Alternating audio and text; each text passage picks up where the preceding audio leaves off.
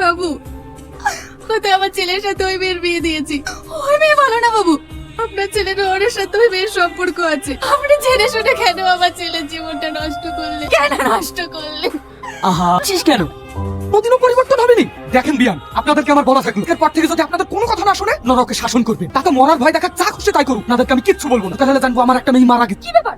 নাকি তুমি আমার ফোনও তুলছো না, আমার সঙ্গে দেখা করছো না? তোমার সাথে আমি কোনো যোগাযোগ রাখতে চাই না।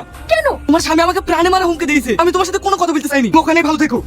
এটা হতে পারে না। আমি শুধু তোমার হয়ে থাকতে আমি ওর ভাত খাবো না। চলো সেটাই আমরা পালিয়ে যাই। এটা আমি পারবো না। আমার স্বামী আমার পাপাকে বলেছে, আমি নিয়ে চলে গেলে সে আমায় শেষ করে দেবে। আমি তোমাকে ছাড়তে পারবো না। আমি ওকে নিয়ে ভয় পাচ্ছি, তোমাকে ওকে নিয়ে ভয় পেতাম। আমি সে ব্যবস্থা করছি, তো তুমি শুধু আমার, শুধুই আমার। আজ তোকে সারা জীবনের জন্য ঘুম পাড়িয়ে দেবো। আমার কি সর্বনাশ হলো গো। ইয়েস রে, কেন তুই শুনিস নি? বিয়াজের বগি আজকে মার্ডার করে দিয়েছে। পুলিশ এসে লাশ আর বিয়াজের তুলে নিয়ে গেল। কোথায়?